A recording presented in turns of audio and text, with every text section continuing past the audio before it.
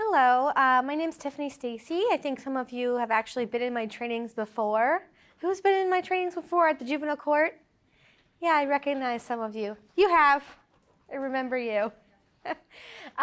So I'm here just to talk about the effects of trauma on the brain and the traumatic experiences of refugees and immigrants in their process as they came here. Maybe. I mean, clickers are pretty cool when they work. All right.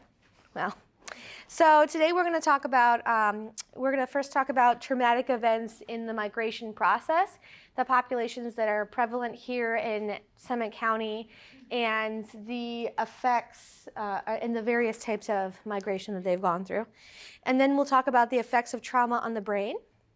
And then the effects specifically on trauma from birth to age 5.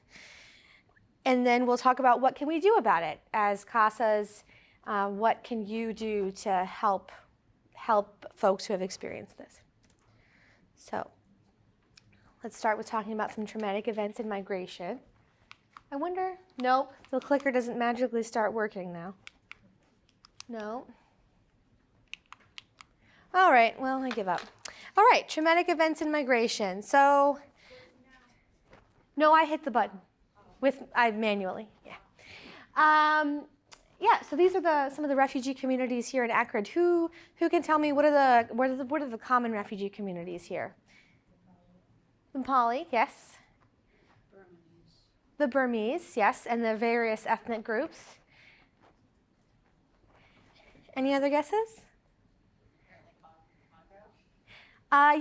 Yes, we do have, they're the newest population that we have coming here to Akron, the Congolese population. They're currently being resettled.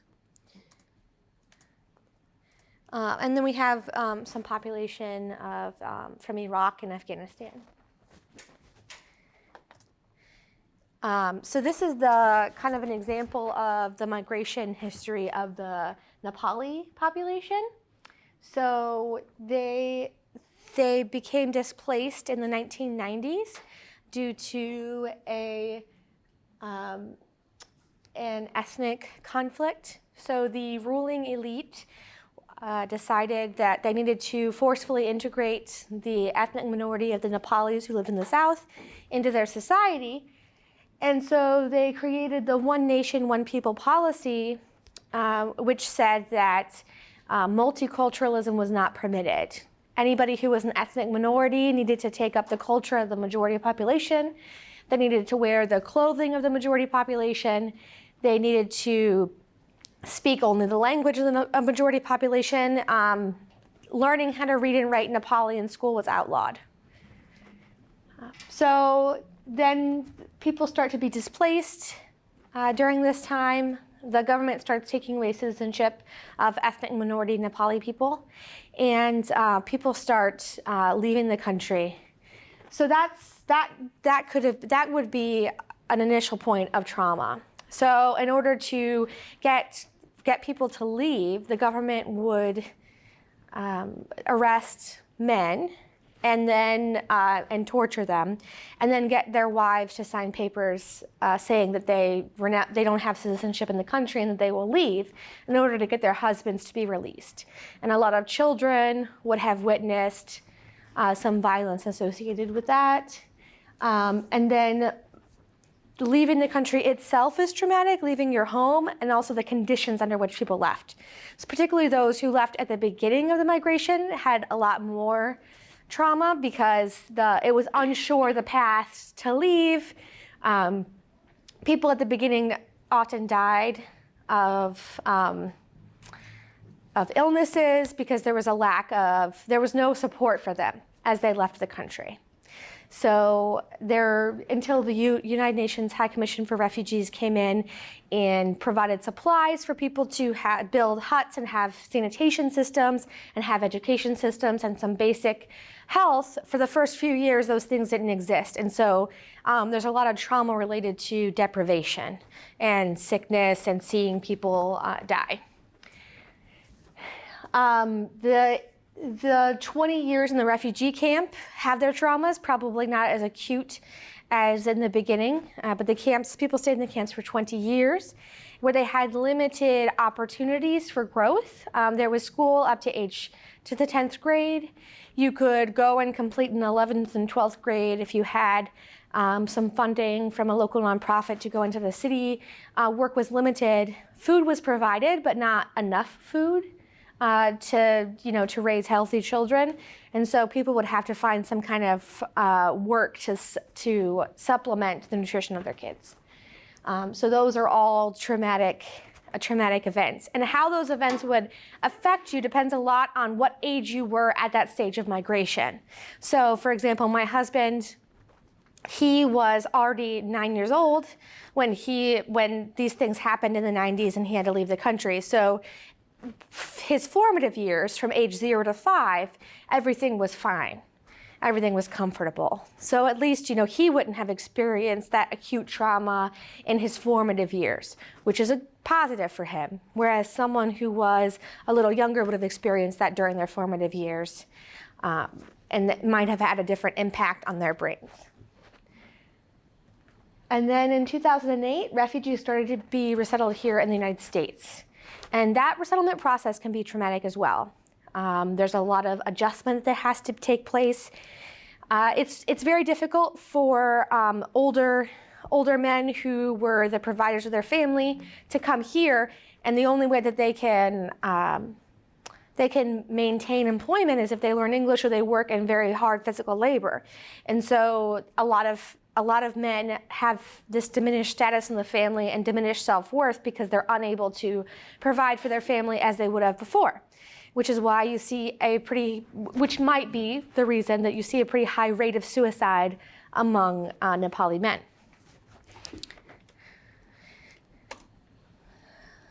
So this is just an overview. This is my husband. Actually, he grew up in the refugee camp. Though he did have a very normal early childhood, a very comfortable early childhood. So this is him in his adolescence. Refugee camps, once they were established, were not as traumatic environments as they were at the beginning. They had education, basic medicine, sanitation. There was some law and order. There were rations, and there were some limited work opportunities for some people. Then being in that camp for 20 years, then they came to the United States. Refugees, when they come to the United States, they have the authorization to stay in the United States and work in the United States for the rest of their lives. After 1 year, they are able to get a green card, and after 5 years, they're able to take the citizenship and become citizens of the United States.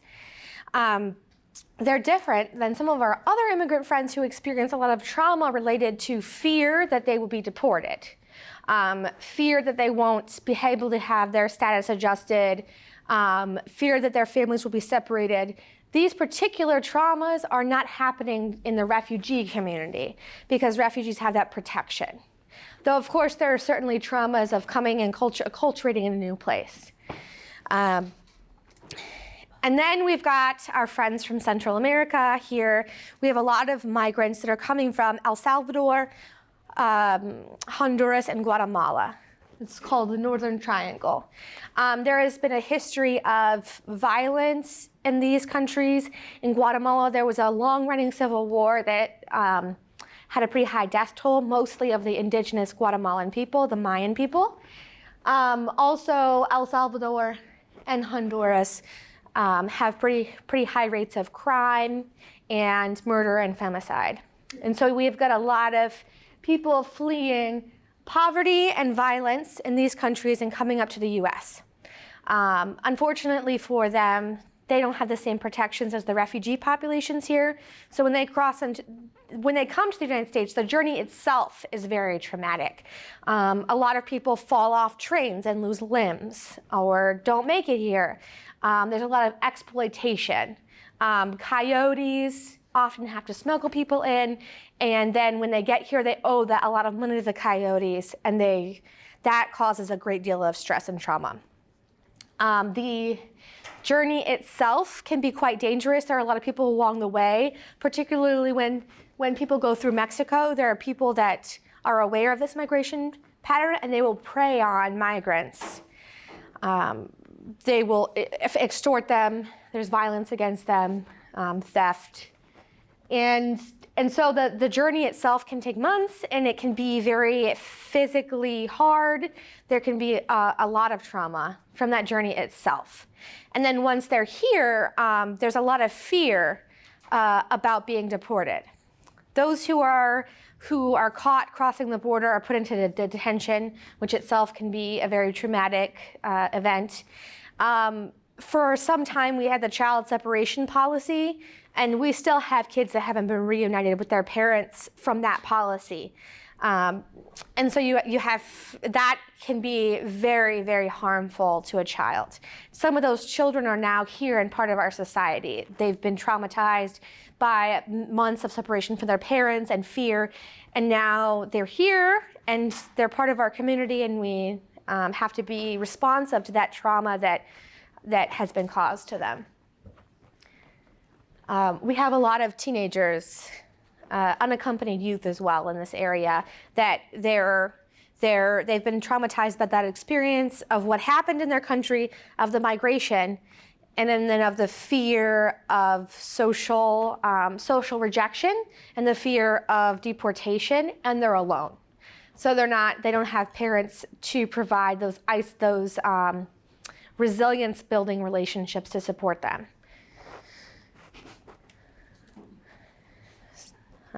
So those are kind of the big traumatic experiences that have happened to the common migration groups that are here in Akron.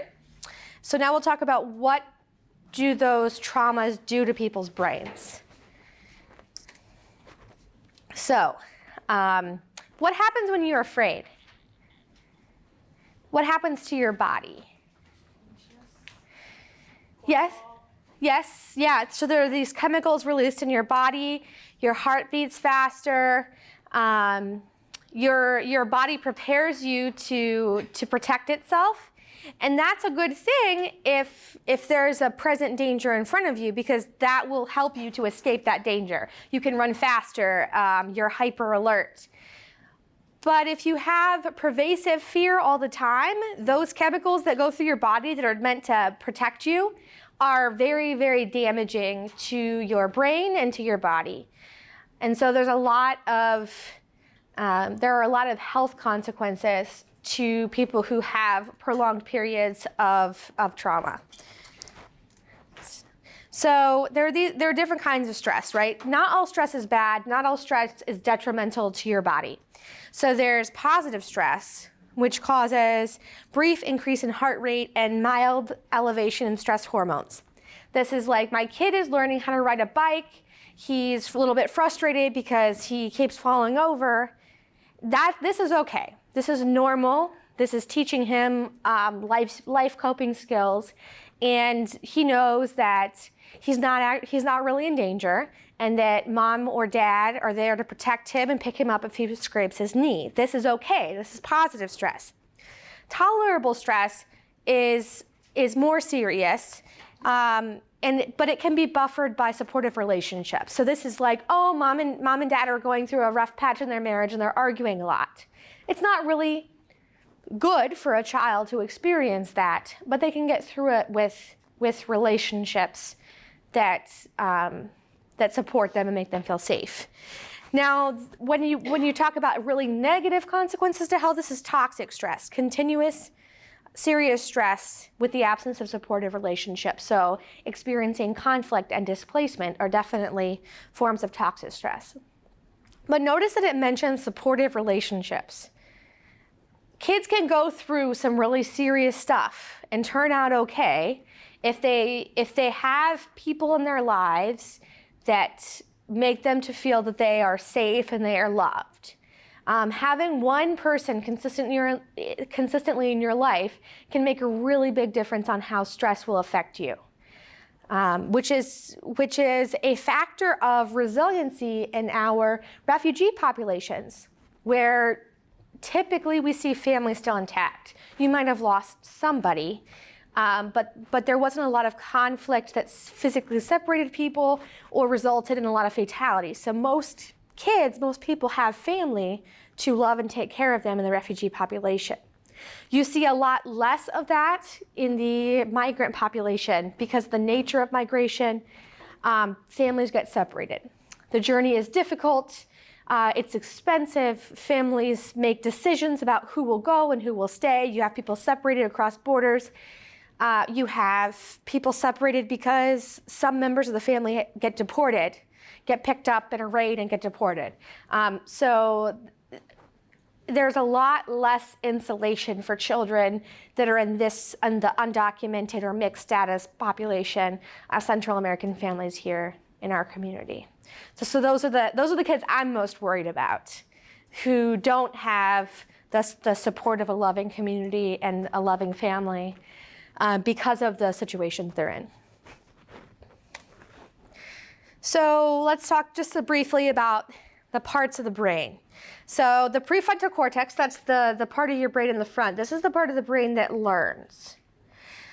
This is the part of the brain that where you think and you make decisions.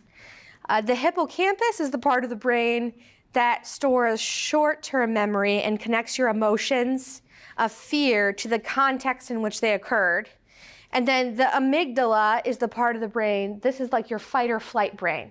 This is the brain that helps you survive in a dangerous situation, which, as I mentioned before, is a good thing if you're in danger. But if you're in danger over long periods of time, repeatedly, those chemicals that the amygdala releases are detrimental to your health. So the hippocampus, this is the part of the brain that causes flashbacks or triggers, so associations with, well, when this negative thing happened, there was this sound in the background, or there was this smell. And so now when I see those things or smell those things or hear those things, it reminds me of that stressful incident. So this is what causes triggers, the hippocampus. So when we're working with families who have experienced these types of trauma, and it's certainly not limited to immigrant families, there's plenty of trauma that can be found here in our own society. You should ask what happened to you, not what's wrong with you. Because a lot of times the behaviors you see are a result of those adaptations that are caused by this trauma. So there are lots of effects of trauma on the brain. I'm not going to read them all because that's obnoxious, but you can see them here. Bad dreams, being suspicious, hypervigilance is a common symptom. I myself have some traumatic issues in my past, and I struggle with hypervigilance. So when people come into my office, I jump. Like that is a common sign that someone has had trauma in their past. That's probably never going to go away for me. I will always jump when people surprise me. You will see people self-medicating, so alcoholism or drug use could be because they're trying to treat those feelings that they feel. Suicide attempts, mental rigidity, so not being flexible. Depression, anxiety, difficulty concentrating, slowed thinking. I've actually worked with kids before where you can see when they're stressed, their ability to think slows down. They talk slower. They have trouble recalling information. These are very common symptoms. So, has anybody heard of the Adverse Childhood Experience Study? So, the Adverse Childhood Experience Study, it's called the ACE study. It has nothing to do with the ACE card, but that's a good way to remember it, so I put that on the slide. It was this big study done by Kaiser Permanente, and they surveyed people who had Kaiser Permanente insurance, and they found that throughout this study was like middle class people, right? It's not even like the part of the population we'd expect to have the highest amount of trauma. They found that there was a pretty high instance of these various types of trauma. So they created a survey, and then people would be assigned a score based on how many of these things did you experience in your childhood. And they found that the higher the score, it would be linked to negative health outcomes. So mental health outcomes like mood disorders, anxiety disorders, substance abuse, impulse control disorders, or physical issues, ischemic heart disease, stroke, COPD, diabetes, sexually transmitted diseases. And it wasn't just that they would have these physical problems because the trauma had led them to have negative behaviors that led to these things. Even when you controlled for differences in behavior, they still had these negative health outcomes. So these are caused by those chemical reactions in the body. So you can see here that they compare the likelihood of having these various issues based on how many ACEs you had. So people who had ACEs of 0 had this prevalence of mood disorders. People who had ACEs of 4 or more had this prevalence. And you can see the same for anxiety disorder, substance abuse, impulse control. And then not only mental health, but physical health. You're more likely to have sexually transmitted diseases, diabetes, COPD, stroke, and heart disease. So trauma and stress are bad for our bodies, but it's particularly bad when those traumas happen from the age of birth to 5. So children form their neurons. Sorry, I'm a little nervous. I'm thrown off by the doing it in the morning and not in the afternoon. Like the whole thing is really throwing me off.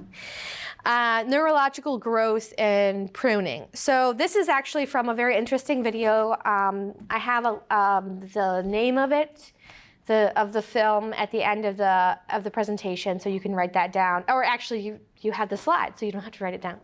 And it's very interesting, and I suggest that you all take a look at it.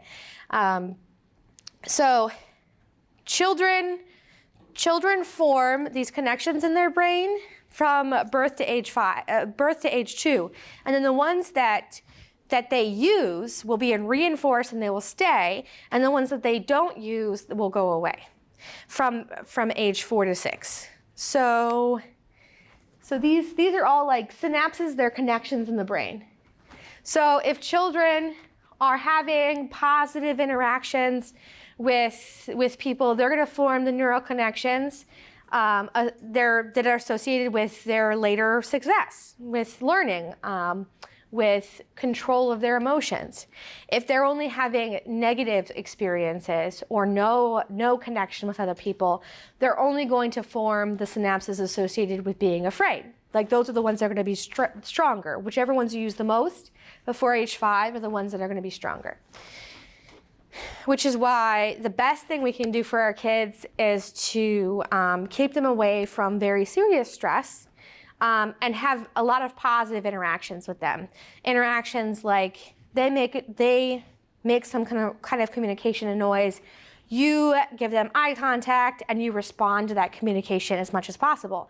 And that's how they form positive interactions. Being physically close to their parents, being held, feeling love, these all are good for brain development. And you see a lot like children who like grow up in orphanages will have kind of these stunted emotional and physical growth, and that's because of a lack of interaction that causes that neurological development. So this is some actual scientific evidence of the effects of trauma and of toxic stress on children. So this is a typical neuron, and this is how many neurons a kid has when they've experienced toxic stress. So you can actually see the difference in their neurons in their brain. So, sounds pretty depressing, right? Like, sounds terrible. Like, we're all doomed. You know, the first time I went to an ACEs training, I was like, oh, okay, I'm gonna die. Like, let me take this screening. Oh, okay, that's a high number. Apparently, I'm going to die of heart disease. Not necessarily true. So we have a higher prevalence of these outcomes, but it doesn't mean that they're inevitable. So what can we do to help kids and even those kids that are adults now live happy and positive lives? Actually, you all can be a pretty important factor in that. So having a positive relationship with someone that's consistent, that's reliable, that's the best thing that you can do for a child to help them build resilience from the stress that they've experienced. We know that this is dose dependent. So if you're in the middle of your childhood now, and we reduce those traumatic experiences that they're having, it will have positive benefits. So if you reduce the dose of trauma, the benefits are less. We also know that insulating relationships are important. So you can be a positive relationship in a child's life. You can connect a child to a mentor or some kind of community organization where they're going to have relationships with adults that care about them, and those relationships can insulate them from the effects of toxic stress. You can, when appropriate, try to keep them with the people that love them, try to work on the home situation so they can stay with those people that love them and maintain relationships, because those relationships, if they can be positive, are the most effective things that build resilience. There's also a lot we can do with helping children learn to cope with what they feel, especially young children. Has anyone ever seen Daniel Tiger? Like the children's cartoon? I love that show. So who has seen Mr. Rogers' Neighborhood? Everybody, right? Because that ran for a super long time and everybody loves it. And you know how Mr. Rogers would always teach people about their feelings and how do you respond to your feelings and how do you talk about your feelings and what do you do when you're afraid? You look for the helpers. He had lots of cool positive messages. Well, there's a new show now for those of you who don't have toddlers now, where they have taken the characters from Mr. Rogers' Neighborhood and they're now the adults and there are little kids they seem to be about preschool age kids, the children of those characters.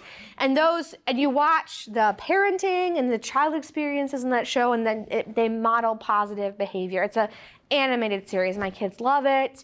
There are little songs about what do you do when you're afraid, or what do you do when you're mad? And I find that they're really good for manipulating my children, because they've been ingrained with these songs. And so now if you just sing the song, they do the behavior. It's fantastic. I actually downloaded an app on my phone when my son was about 4 where they would play the songs for the behavior you needed. So I'd be like, oh my gosh, you're so difficult right now. Let me find that song. Play it. All right, yeah, grown-ups come back. So don't cry. Okay, mommy's going to work. You know, they have these really great little songs that teach lessons. So they're... What's the series name again? Daniel Tiger's Neighborhood. Yeah, it's a really cool show. And I actually learned a lot from parenting from watching that show. So Daniel Tiger's mother shows some really great techniques, demonstrates some really good techniques for how to deal with your children when they're difficult, how to deal with sibling rivalry, or your child doesn't get ready in the morning when you want them to. And so they model positive parental behavior. So a lot of those behaviors that you see in that show are common things that we can do to help kids that are experiencing trauma. A lot of behavior problems are associated with that trauma and are in a lack of skills to cope. So we can teach the kids the skills to cope with the way they're feeling. We can't change that they've experienced those traumas, but we can help them learn how they feel is associated with what happened to them and how do they deal with those feelings that they have. And this is a really cool program. It's called Head Start Trauma Smart. And I like this video because they demonstrate, the staff there are very well trained, and they demonstrate how to deal with a child's emotions. And what I really love about this program is that they realize that everyone that interacts with a child can have an impact on how that child learns to deal with their emotions. So even the bus driver that picks the kids up in the morning for the program, the bus driver is trained. Because if you have a negative interaction with your bus driver in the morning, if they don't understand that your separation anxiety is related to your, or you jumping around on the bus is because you're nervous and that's your response to trauma, and they don't know how to help you deal with that, then you're gonna have a negative morning experience, and then you're gonna have a negative day at school. So I like their approach in that they teach everybody. And I think that's an important lesson, is that everybody in the society has the ability to impact how a child will deal with their trauma, because we can all respond in a way that teaches them positive skills. So I'll just play this video. Yeah. So I really love that video. I use it a lot. Actually, some of you have probably seen it in trainings I did at the court, because I've included that before. So what things, I'd like to take some time to just talk about the video. What things did you see in that video that you can use in your work with kids, or just with kids you see in the community? Did they demonstrate any techniques or skills? Yes? Just how they use that term, big feelings. I see you having, because a lot of times you want to mirror or label it yourself. Oh, I see you're angry or mad or sad. And it's probably better to say, hey, you've got some feelings going on, probably adjust it, whether it's a younger child to older, and kind of leaving it open. Yeah, that's great. Let them learn how to label their own feelings. Yeah. What else did we see that we could use? Staff get down on the kids' level. Yeah. It can be really intimidating if a gigantic person is talking to you. I try to imagine the equivalent of like, how big would a person be if like I was a child size? That'd be like a giant. That'd be scary. But what other kind of things did we see? Not approaching the negative behavior with negative words from the adult. Yeah, it's probably not helpful to tell them they're bad, right? But their behavior is undesirable.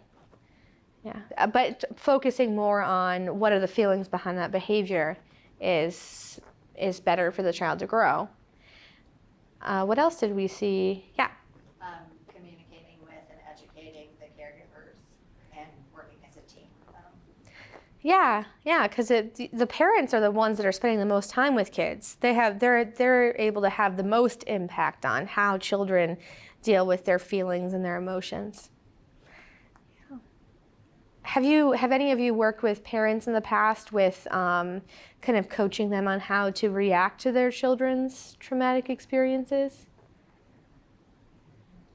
Yeah. Is everyone here a CASA? Yeah. So some of you are court staff. What interactions do you get the opportunity to observe parents and children interacting together much in your work? Yeah. And are there maybe any things that you could take from this that you could teach the parents? I'm not doing very well at getting you to talk today. Yes? I almost always, when there's been a traumatic event, which there almost always is, Right, because it's a court. Yeah. I refer to counseling, and I encourage the parents or the caregivers to go to individual counseling, and I tell them that I go to counseling, and I think there seems to be a stigma associated with it, but when your child has overdosed in the presence of your grandchild, that's traumatizing. And so I don't feel qualified to act as a therapist, but I try to recognize, acknowledge, and mention really good behavior by a caregiver. Mm-hmm. And I think that that's really helpful, but to me, one of the best things that we have the power to do is to make that counseling a court order. Because then it's a court order, and you can just keep saying it's a court order, you have to go to therapy. Yeah. I don't know what really would ever be done to enforce it, but almost always I've had the families engage in counseling, and I think that that's been really helpful for my kids who've experienced parent loss. Yeah, that's great. So it seems like that's taking away the choice takes away some of the stigma. So that seems very useful. Just always a nice line item to add into your guardian's report. Yeah. A lot of it is just like old school mentality, like back in our day, a kid got a spanking, and when you try to explain to people that's not good, and some people just old school and they feel like they know more than you. Oh, you're a big girl, you're a big boy, you know, don't cry, don't whatever. And so a lot of times you're fighting them that they don't really have this training. Like maybe this should be part of like regular parenting training, because they call it, you know, it's my way and it's better and we all came out. So it's not. So it's a lot of you're fighting just older stereotypes of what was perceived as good parenting, and I mean it's perpetuated. Yeah. And that's, you know, and when you try to advise somebody that that's not healthy or not to, or it's okay to comfort a toddler when they cry, they just poo-poo you, because I don't think they really understand maybe how important all those small interactions are and how their emotions are met. You know, so a lot of times they're doing maybe unhealthy things, but they're not really receptive to any modeling of their behavior, at least in my experience. Yeah, so that's hard when people are not receptive. And remember, on the list of traumatic of symptoms of someone who has experienced trauma, rigidity is on there. So if the parents themselves have had a lot of trauma, lack of flexibility is sometimes a symptom of that. And it's hard to teach behavior change, but I like to come at from. I try to come at from the perspective, and it's hard. Like I deal with parents every day. I work for the school system, and I work with parents with children who are experiencing housing instability. And it's sometimes really hard to keep telling myself most parents want to do the right thing for their kid. They might not be doing the right thing, but they think it is. And most parents want to do the right thing. You mentioned parenting education. Is that a component commonly when you're working? It often is. But I think a lot of times I'm not sure how much training like the foster homes have. And a lot of these kids have so many issues going in there, and it doesn't seem obvious to me that they've had a lot of support. And these kids, even if we want to be a positive influence, I mean, the home that they're going into, I think is really, really important to see that, you know, those people have the tools to be supportive because they struggle. Yeah, so we're lucky that in the state of Ohio, we do have a pretty good training program for children's services workers and foster care. Good in that it has structure. There are a lot of standards, and there are trainings for the trainers, and the framework exists to have good training. So maybe that's something that could be mentioned to the local. I know they're always open to doing things better. You could mention that to the local training center for Northeast Ohio. And I think there probably is some training for foster parents, but I do know that right now, especially because of the opioid epidemic, there are just not enough beds for all the kids. There's a lot of stress on that system right now. But you know, I think you could talk to them about your concerns and see what we could do to improve it. Yeah. Anybody else? Yes. Just kind of back in the 80s, there was this program called Parent Effectiveness Training, which when my kids were young, I took it, and there were some really good things that came out of that. Like one was I messages. Instead of saying you are bad or what, it's when you, it basically had three parts. When you name the behavior you're not happy with, I feel, and you use a feeling word to describe what your response is, and then you give because. Like when you play out in the traffic, I feel scared because you could get hit by a car. Those kind of things were pretty useful. I don't know, it looks like this isn't that different from that.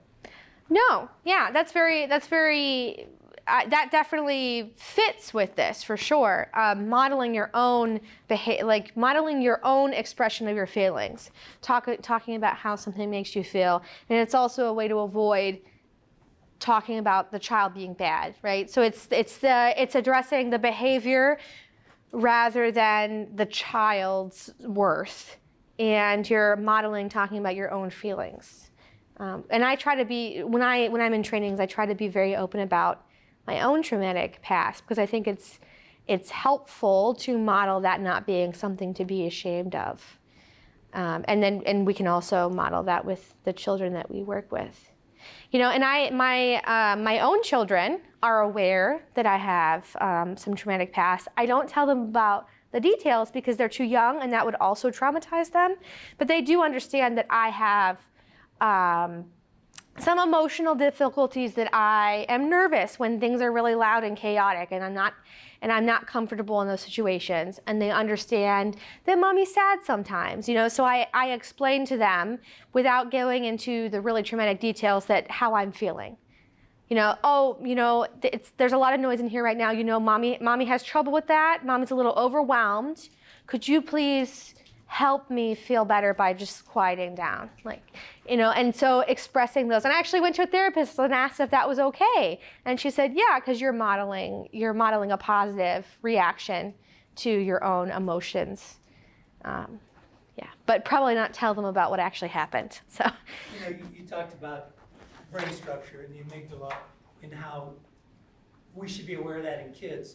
But one of the things that I've found to be very important is letting parents identifying for parents that, and foster parents and anybody dealing with the kid, teachers, that when that kid does something that pushes your button, that makes you angry or makes you afraid, your amygdala is being provoked.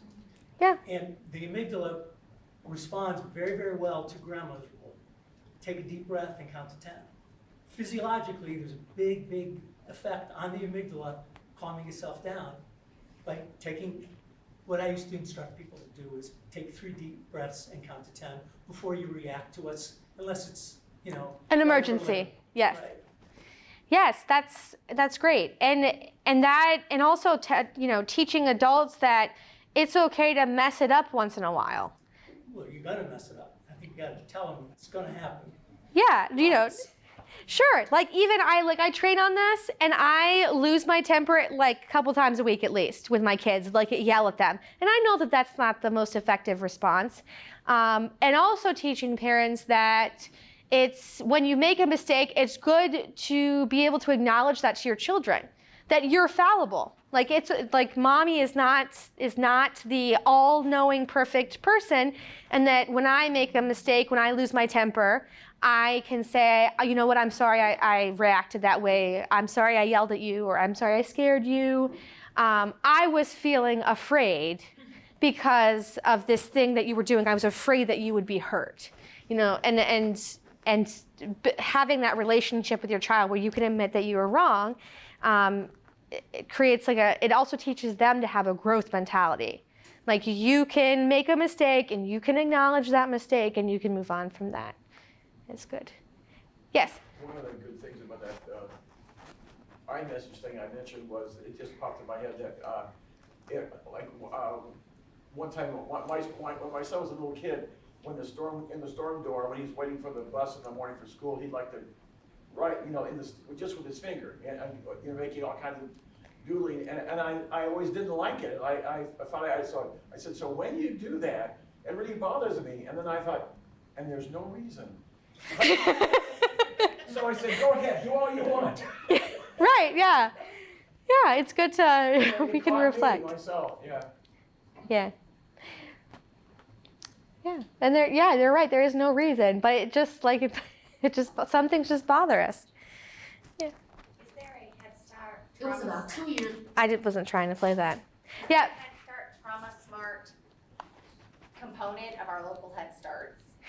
I don't think that they do like this specific program, but I know that Head Start is very forward thinking with like evidence-based practice. So I would assume that the children's services workers do get trauma training here in the area. I know that in the public school system, we're starting to see that really commonly.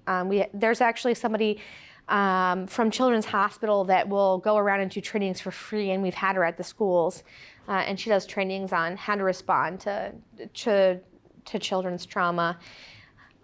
It's becoming pretty common practice. You're seeing a lot more trainings on it now. Yeah, so not specifically this program, but I believe that they do have trauma training. Yes. I think the video said it was in Missouri. Has that program, has it gotten beyond that? I'm not that I'm aware of. I can look that up during lunch and we can see. Yeah. Oh. All right. By the way, this clicker doesn't work. Just saying. Yeah, I'm just pushing the buttons. So getting help. So what can you do to help the children in trauma? You can teach people that you know about these techniques. There are school-based counselors that you can connect students to. I find that if I have to take my kid to a counselor and I have to go through that process, especially if I'm busy and overwhelmed and I'm working, that I might not want to do that. I might want to do it, but I might not be able to follow through with it. But when you've got school-based counselors, it's like an automatic thing. Like someone doesn't have to make a decision to get up when they're tired and get dressed and get this kid in the car and take them somewhere. It's automatically happens. And it's a lot easier to get parents to consent to that than to the arduous task of taking a child to therapy weekly. So school-based counselors are a good option. Most Akron public schools have some agency that will go into schools and do counseling. Has anybody used connected a child to school-based counseling? Yeah, so it's a pretty easy process. Yeah. Counselors in the community. So I recently talked to a counselor about my son has a fear of the dark, and I'd like to address that because it's pretty much messing up my life because I can't leave the room. So I asked about that, and they said, maybe a school-based counselor isn't the best option in this case because it's related to you. So community-based counseling might be best because you can do that together. And so that is the advantage of community-based counseling, that it can be more engaging for the parent. There are also like support groups in the community. A lot of your families that are undocumented are not going to be able to access these resources as easily. I've had multiple situations where children without Social Security cards couldn't be seen by the agency that does the school-based counseling, which is very, very frustrating as someone who's trying to help. It's a very big need in our community, and there are a lot of advocates working on this problem. One solution, there's an organization called Akron Interfaith Immigration Advocates, and they have some mental health professionals who can informally and for free offer some services, but that is of course limited. Their model is more having an advocate that's assigned to a family, and those advocates are sometimes mental health professionals and sometimes not. But that can still be helpful, having a person to connect to feel that you're accepted by them, that they're going to help you navigate systems that give you anxiety. That can sometimes be beneficial if mental health services aren't an option. Also, support groups are sometimes available as well. Who should be involved in demonstrating communication skills to children? Well, everybody. Everybody in society can be helpful. There have been studies about what makes strong, resilient kids, and one factor is being connected to a religious community or some kind of social organization has been shown to be very beneficial to children. I actually went and found a community to be part of when my kids were little because I wanted them to grow up with other adults that cared about them, and that's one way to do it. doesn't have to be a religious organization. It could be some kind of other civic organization, but a place where kids interact with other adults besides you. When I work with immigrants here in the area, I often ask them, would you be interested in being connected? Because they're often not connected yet because they just came to the area. Would you be interested in being connected to a religious organization? It doesn't have to be my religious organization. Whatever organization you want. Like, are you a particular type of Christian? Are you Catholic?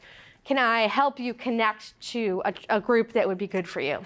And so then connecting them, that's one of the first things I do is try to connect them to a religious organization, because there's a lot of strength that comes from a community. In what capacity do you do that? When I work at Akron Interfaith Immigration Advocates, I'm on the board of them. But even in my work at the school, I can tell somebody, it's not inappropriate to tell someone where the type of church that they want is. Because I always ask, are you part of a faith-based community?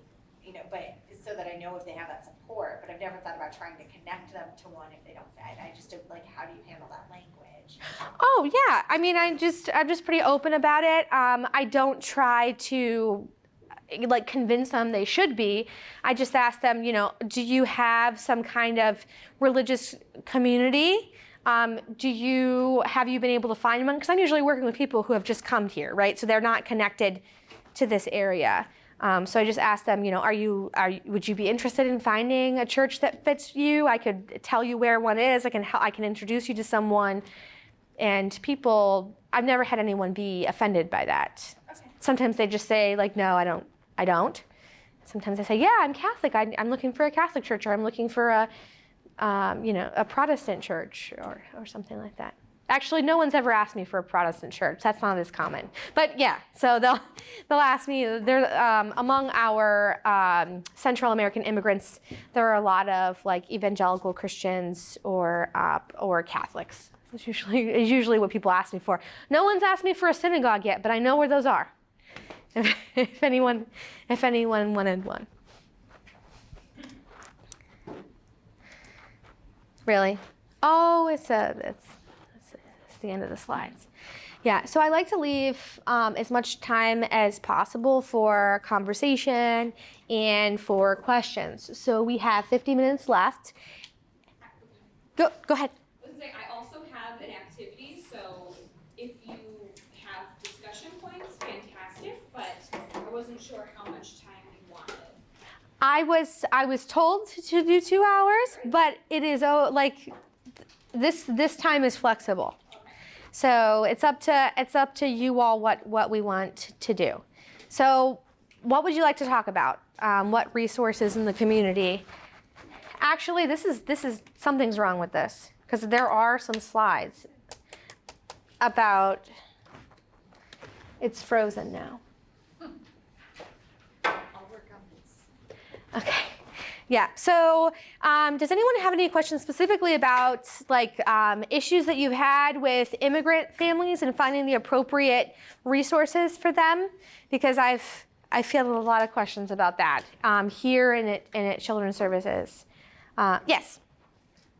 So I work with a lot of families at Jennings, which is in our Northville neighborhood, which is, Our immigrant neighborhood. Yeah. yes.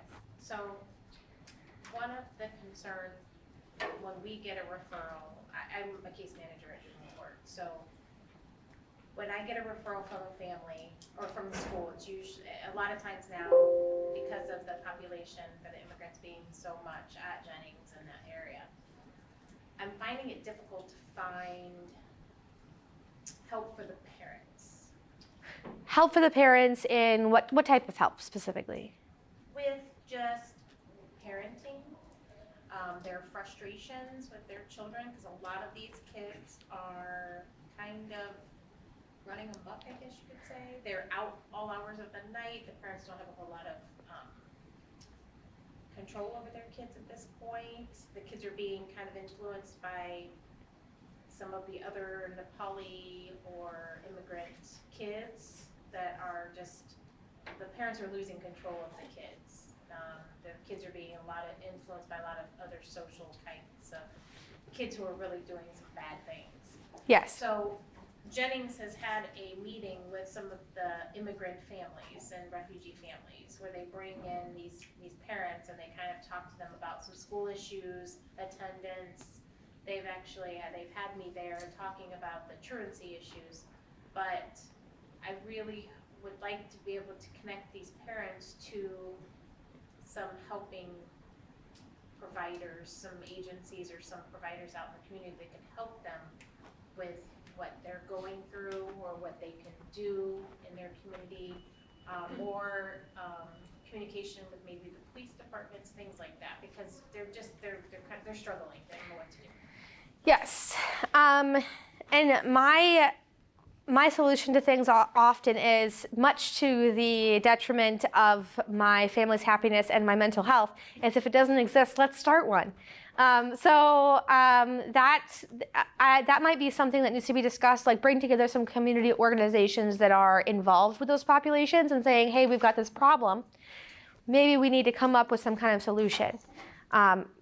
I know that kind of more of a preventative solution is Akron Interfaith Immigration Advocates in collaboration with the CDC in North Hill, North Akron CDC, are planning to have a program in the summer that's targeting preschool age children, and part of that curriculum is for the parents. It's going to be children and parent education together. Part of the education for the parents is going to be, how do you parent kids in the United States?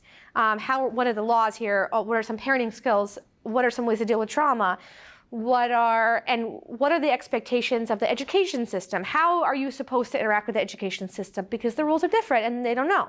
So that's kind of more of a front-loaded solution, that like a prevention thing. But maybe there's room for some kind of collaborative group, like a parent support group or something like that is needed in the community. Maybe bringing together some stakeholders to talk about what can be done. There's a lot of need in the refugee community for mental health services, and like agencies that work with immigrants don't always have the resources. It's more the mental health agencies that need to figure out how to deal with this unique population. It's a hard problem. There are a lot of such problems in the neighborhood, unfortunately. A lot of it is that the parents are losing control because the kids speak English. Yeah, and it's really causes some shifts in family dynamics.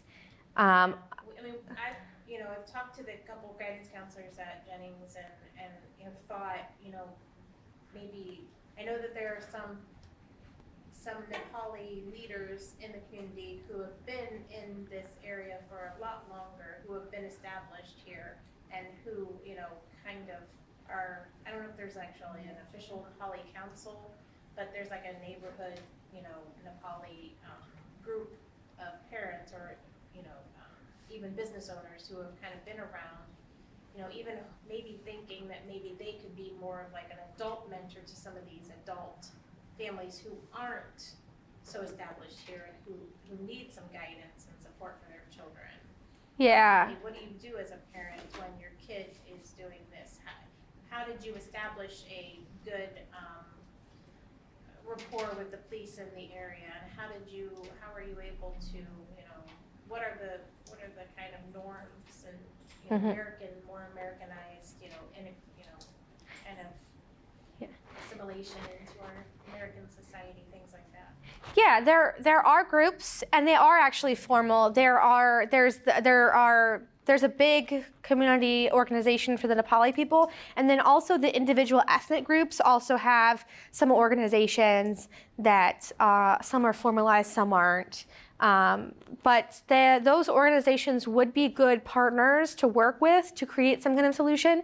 What I also caution people with is to avoid thinking like they need to solve it themselves, or putting too much on them, because those folks have been here longer but not that much longer, and they themselves are just kind of pulling themselves out of those initial struggles, and they're just getting some kind of stability. And there's a lot of support in that community where people are supporting each other, but that means that those that have have gotten to some level of success also have a lot of burden. There are like a lot of people they're pulling up behind them.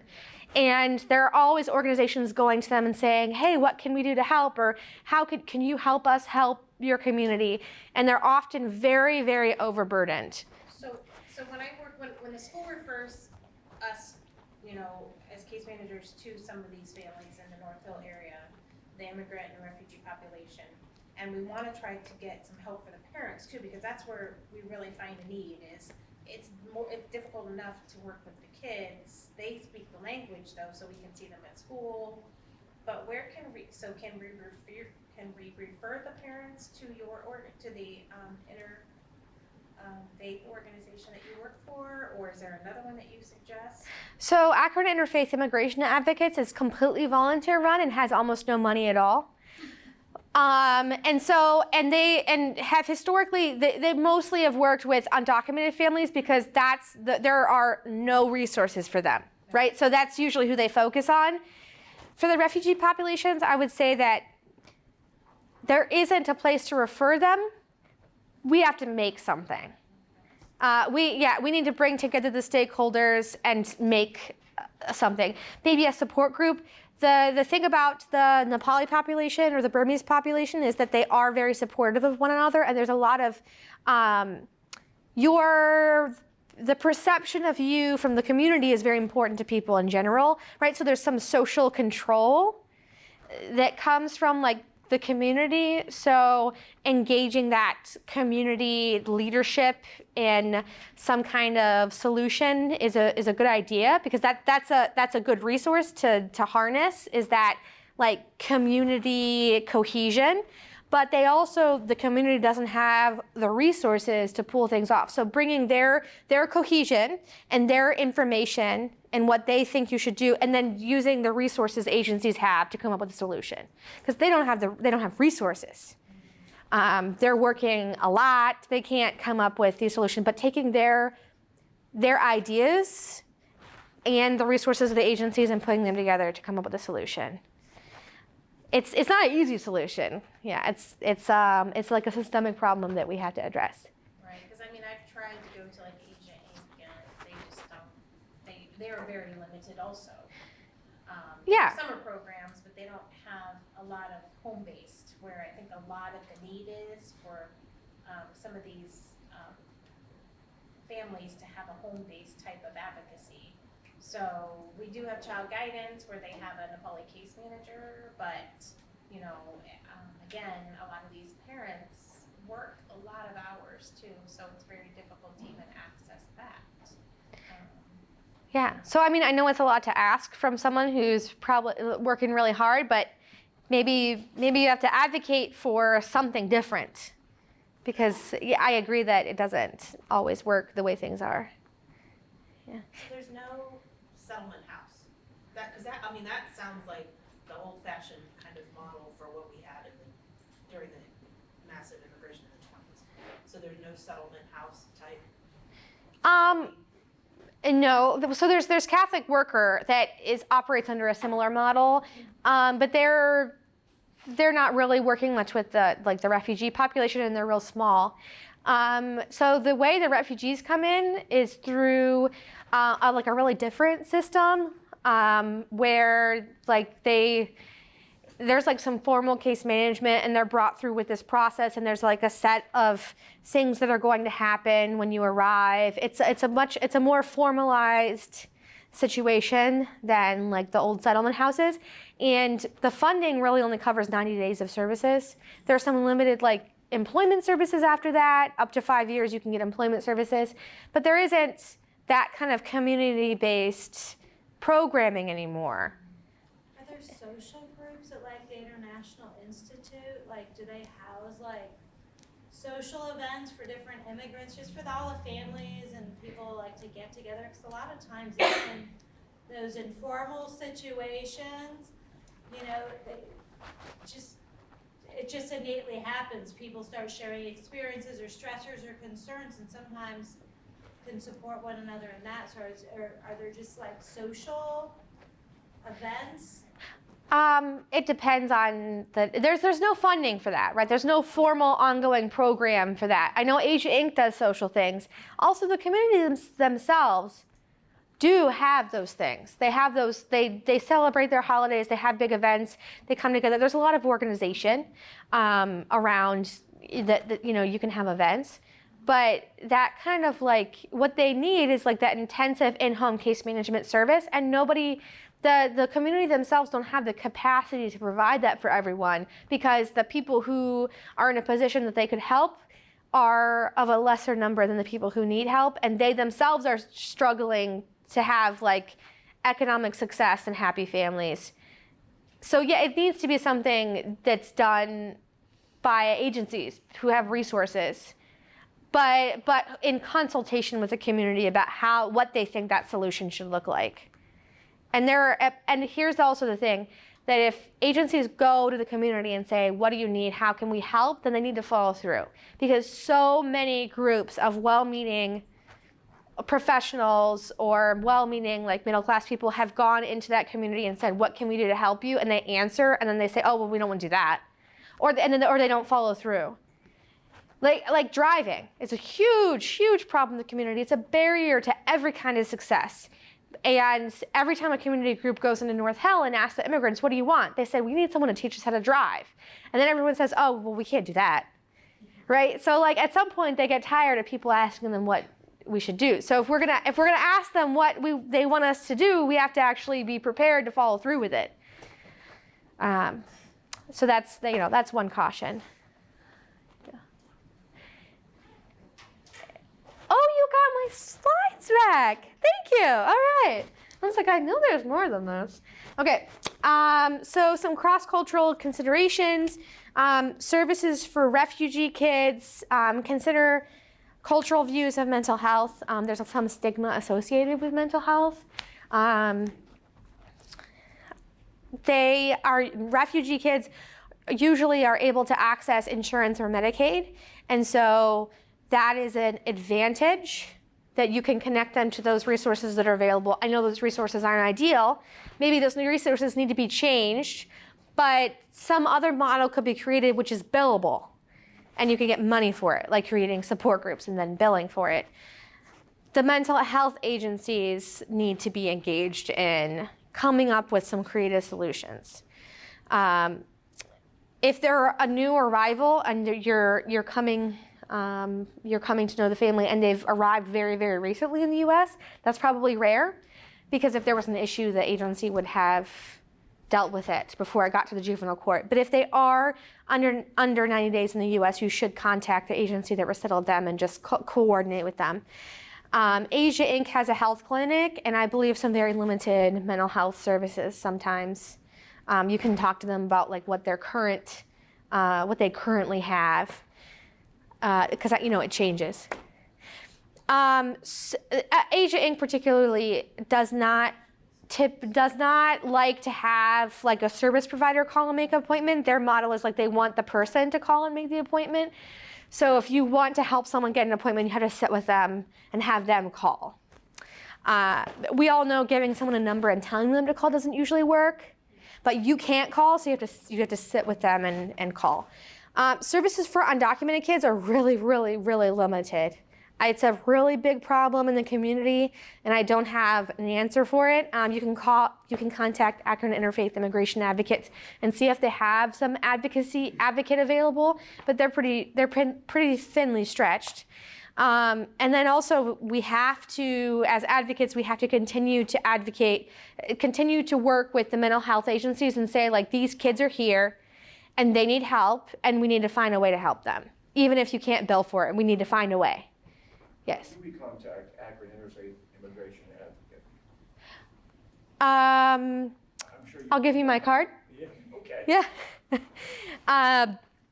Yeah, so, and the biggest solution is that we just need to work. We need to get the agencies to agree to take on kids.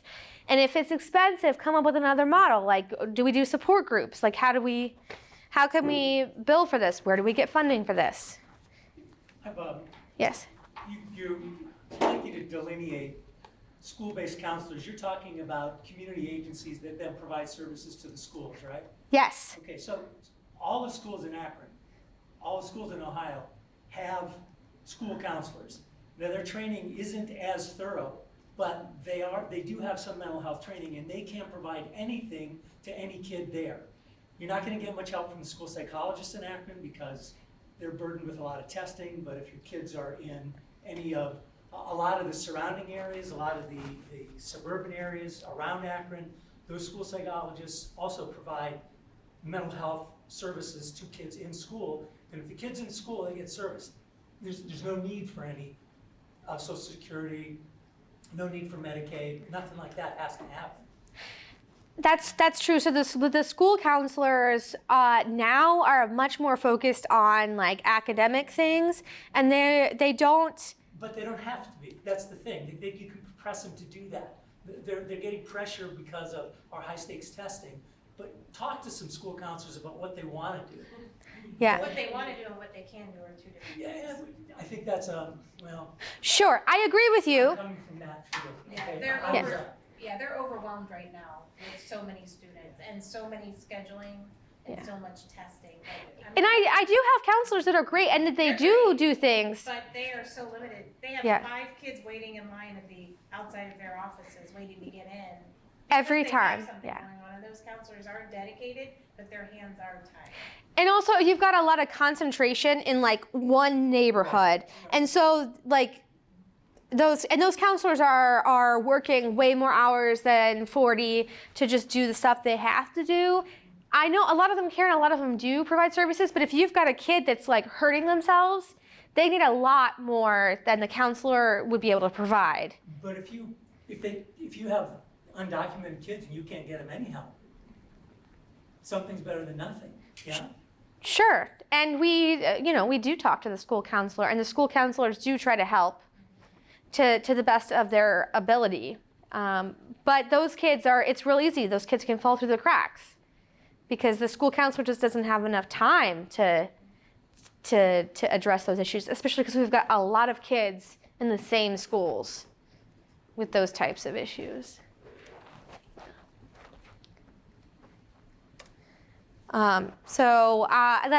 This is a little thing I made up a few years ago to work with other social workers. So I originally created one about how to communicate with people who who aren't native English speakers, like some strategies.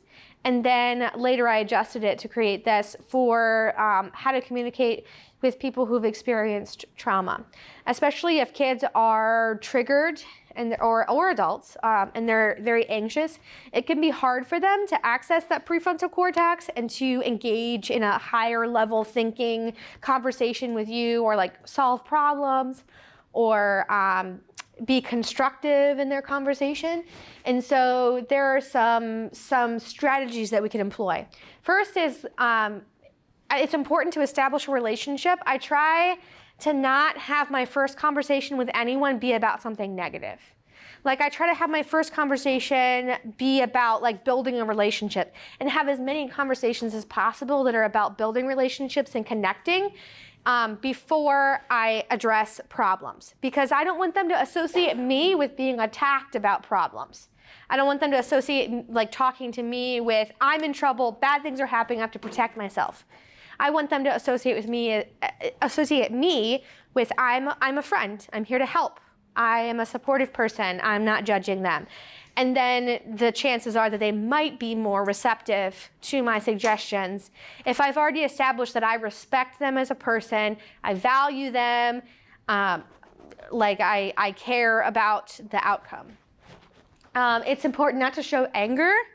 So I used to do a lot of consulting in factories, and they would have large groups of immigrant families, immigrant workers would like leave the job without saying anything and like quit. And then often when I got into it, there was usually some kind of incident that led to this, right? So it was like a supervisor lost his temper and yelled, like kicked a bucket or something, like literally kicked a bucket, not died, like kicked. There was an incident where someone kicked a bucket down an aisle in frustration. And that was very uncomfortable for people, both because they had a culture that was less directly confrontational, and because of their experiences with trauma in the past, their reaction was to now avoid that person. I don't want to be with that person. That person's danger. I don't want to be near them. I don't feel good when I'm with them. So it's important to try not to show your anger.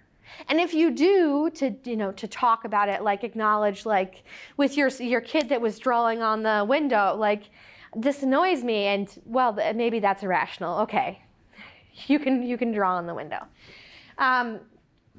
Number 3 is to offer a 2-option choice. Sometimes if you come to someone who's upset and try to work through a solution with them, it's like too complicated. You need to offer them you need to start with some kind of simple decision making.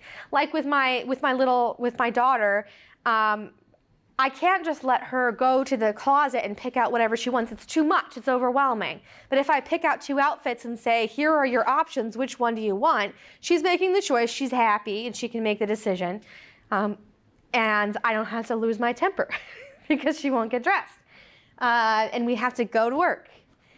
So offering a 2-option choice is a good way to get started. Like, would you like to speak about this here, or would you like to go and speak about it over in this conference room?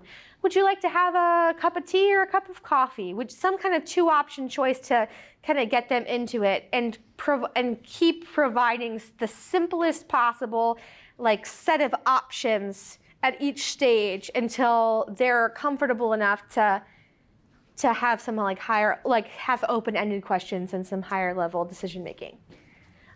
Be prepared to repeat yourself. Especially if someone is triggered, they may really struggle to absorb information, to learn, and to remember. Anxiety and trauma really affect a person's ability to remember. So it's important to never assume that because you've said something once that they remember it. Be prepared to repeat yourself as many times as necessary, and try not to get mad about it. I struggle with that one. I have to repeat myself to my husband all the time, and it makes me crazy. Just him saying the word "what" is a trigger for me. Anytime he says "what," I'm instantly irritated because I'm like, why don't you ever listen the first time? It's like that. So, but I know that that's irrational. Sometimes he was listening, and he says "what" because what I said wasn't clear, not because he's just every time I talk is not paying attention until I finish the first sentence. That's what I have to tell myself. All those husbands do that. Yeah. Yeah, so I've heard.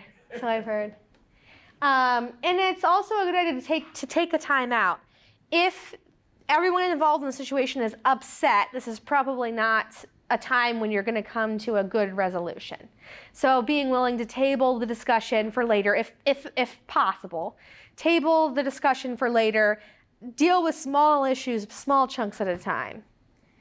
And then just be willing to say, okay, well, we'll address this issue later. The other day I sent a message to a family I was working with, like, hey, I see the kids are doing well in school. They're really making up for the time that they missed. I'd like to talk about some educational summer camp options. And then the mom responds like, hey, it was actually the aunt because she speaks English, so she was working with me, and she's like, hey, well, my sister she lost 3 weeks of work because she got sick, and she can't make the rent in 2 days, and I'm really worried. She's going to get evicted again. She's going to be homeless again. She's got a job now, but there's no way she's going to have money and time for the rent. There is no reason for me to continue the conversation about summer camp. Summer camp is important. The kids need it, but this is not the time, right? So then we go into, let's worry about your immediate problem, both because it actually is legitimately important and because there's no way you're going to think about the summer camps right now, right? So I'm going to address these needs, and we will talk later about the summer camp, right? But now I have to remember to call her again about summer camp. But I hope she's not evicted tomorrow. But so I gave her some resources, places she could call. We came up with a plan. Option 1, you're going to call. Option 1 is talk to the landlord. If option 1 doesn't work, and you get a 3-day eviction notice, you need to call Homeless Hotline and ask for eviction assistance. If that doesn't work, call me and I'll give you option 3, because she's not going to remember option 3. I'm lucky she remembers option 1 and 2. If those 2 don't work, call me right away, and I'll tell you about some other options, right? And there are other options, but she won't remember it if I tell her now, right? So that's, yes? I think that's a really great point to make, because I think sometimes we have an agenda that we're trying to stick to of what we think is important and what we are required to do, whether it's as a CASA or as a worker. And so if we're looking at it as far as I need to do these 3 things to not check off my boxes, but these are the things that I need to focus on to fulfill my responsibilities. Sometimes we do have to take a time out, take a step back, and put those priorities aside and look at what the other priority might be. Right, yeah, because we're all in a position where we've got like criteria, like where there's some structure, and those things are good because it keeps us on track, but people's lives are not like our social work agenda, you know. Right, and to not say, okay, these are the 5 things we need to talk about today. Right. Here's the 2 things we're going to talk about today, and we'll come back to the other 2 next time. Right. Yeah, and sometimes I'll ask them like, this was a lot of information. Do you want to go on and talk about this last thing, or should we just table this for next week? And usually they'll say, let's talk about it next week, right? I have parents that'll email me. I'll say, hey, did you make it to conferences? I know you really wanted to make it to conferences. And they'll say, no, this other thing came up, I couldn't make it. And I said, well, do you want me to help you make an appointment with the teacher so you can talk about your student's progress? I know you were concerned about her getting held back. You know what? They'll say, I just got a lot on my plate right now. I just can't do that. And I have to say, okay, like I really want her to do it, but that's pressuring her. Or coercing her to go with me is not going to help because she's not going to be able to take action on anything the teacher says anyway, right? So I just have to meet people where they're at. So these are some resources for some further information. Dr. Nadine Burke-Harris is one of my heroes. She has a great TED Talk about how childhood trauma affects our health. She talks about the ACEs study. And that whole bear thing is like kind of her shtick that I borrowed from her. So she gives a really good TED Talk. It's like it covers everything. It's very understandable. And they say that you need to hear information like 7 times before you truly absorb it and learn it. So she says some of the same stuff I said. So just watch her 5 more times and then you got it. And there's also a documentary called Resilience, the Biology of Stress and the Science of Hope. And Brain Power from Neurons to Networks. There's actually a YouTube video, I gave you the link. And that's what that cute little picture about neural pruning was, with the mom and the baby and like interacting, and then like the flower grows out of the baby's brain. I love that picture. It's from that video. So those are some resources for future learning. I also have some cards if you want to contact me in the future. Sometimes I regret passing those out because I get a lot of phone calls later, especially when I go to Children's Services. They'll like call me later and ask me to like work through all their cases with them. And yeah, you can, it's okay. You can go if you've got any questions. But I just can't devote I can't like become their social worker or anything. Yeah, so thank you all for your time. Any final questions? I'll let her do her activity that she has. Oh, actually, no, early, 25 minutes early. I see she brought food, which is exciting and slightly distracting because I'm really hungry. Well, please join me in thanking Tiffany for being here this morning.